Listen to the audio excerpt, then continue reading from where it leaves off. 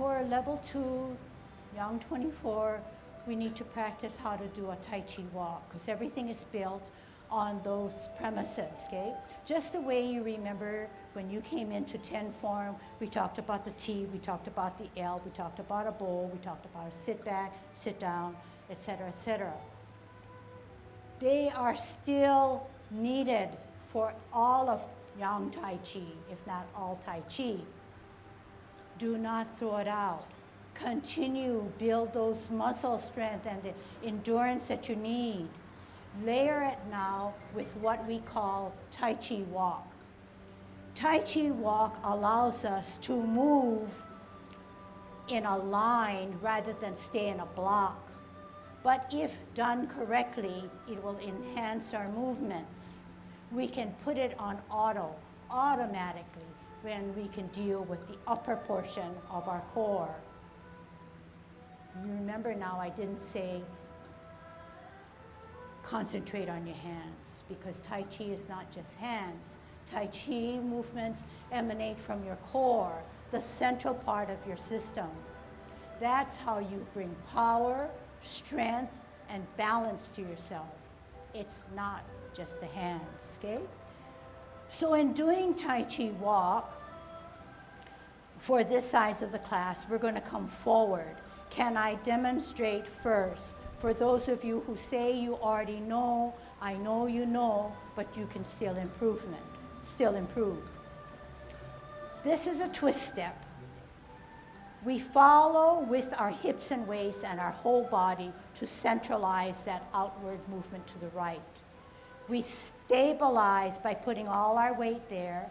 We come out on an L, only on our heel. Our energy is still stored here. It comes from our foot to our ankle, our knee and leg, thighs, waist, hips, down to make a bow stance.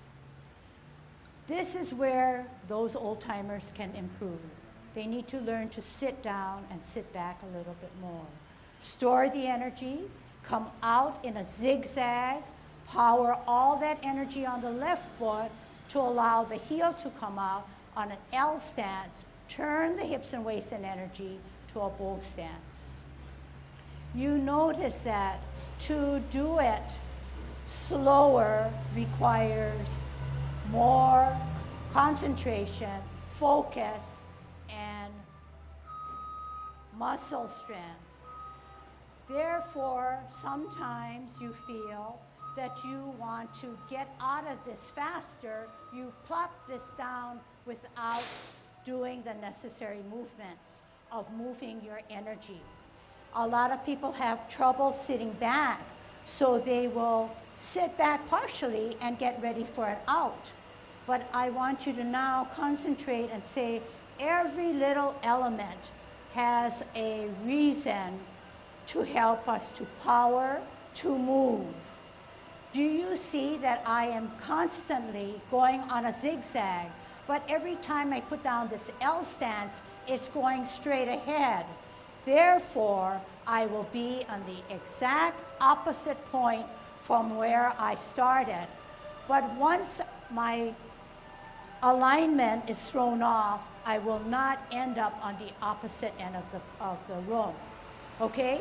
So that's a lot said, a lot that we have to practice. So can we, yeah, you're already there. Maybe right there, we're going to move forward, okay? So if you're tall and you know that the person in front of you is not going to get there or get there at the same time, stagger yourselves, okay? Any questions on what we need to do? Okay, let's try it. And then I'm going to, last few steps, I'm going to turn around and watch, okay? So it's a little encumbered because we're not using our hands, but we're concentrating mainly on alignment. Hands at our waist, pivot out on your heel of your right, firm down, move that hips and waist so it's in line. L stance, move that energy across the hips and waist to the front foot, bow stance. Sit back, sit on that stool, pivot out, bear that weight, heel out, turn the hips and waist, flatten down, bow stance. And then you ask yourself if you have a bow and arrow. Sit down. allows us to pivot on that weightless foot. Shift your weight, heel on an L, turn the hips and waist, bow stance.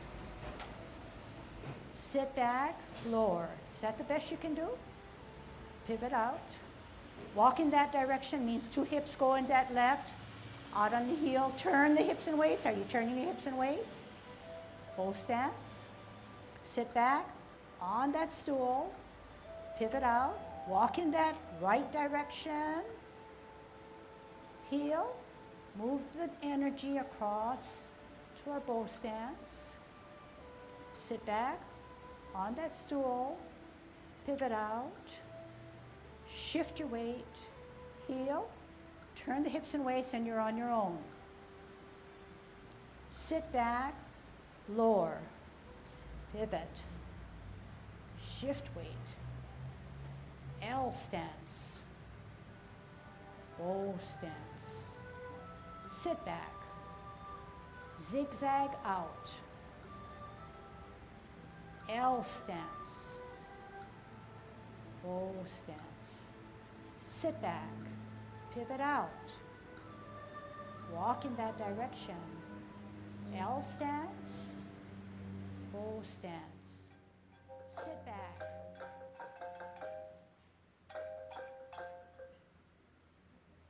Lost our music. Bow stance, sit back, lower, out, L stance, bow stance, sit back and relax. Okay, good. Go back. So yes, it's not easy. Yeah, you feel that you're taxing some of those muscles that were never used before. Like any discipline, it's very strict. You always need to zigzag. You always need to unzigzag or go straight. When I say walk in that direction, you cannot walk like this with a hip there and hip there. You're going to have to bring both hips to the open side. L stance, energy stored, comes across, then it comes out to a bow stance, right? Sit back, lower. I actually am sitting back, not sitting back like this, right? I'm going to fall. I'm going to sit back in my Tai Chi posture, lowering myself because I'm sitting. 2 things, I'm sitting back and I'm sitting down. But in one motion, I'm sitting back, sitting down, to allow less weight on the front foot to come out. Walking in this direction, heel, turning my hips and waist, setting it down on a bow stance. So everything is very deliberate. Everything is like a cat walking. Everything is like a cat. You are pretending you're a cat, and you're using soft movements, gentle movements, but in a very deliberate way, okay? So you want to practice that, because when we start in, which we will, we'll learn our hand movements or the movements that coordinate or enhance our feet. That will become automatic, okay? Just the way, if you can remember how I taught you 10 form. If you know your feet alignment well, then you will not get mixed up when we add the upper portion of our body.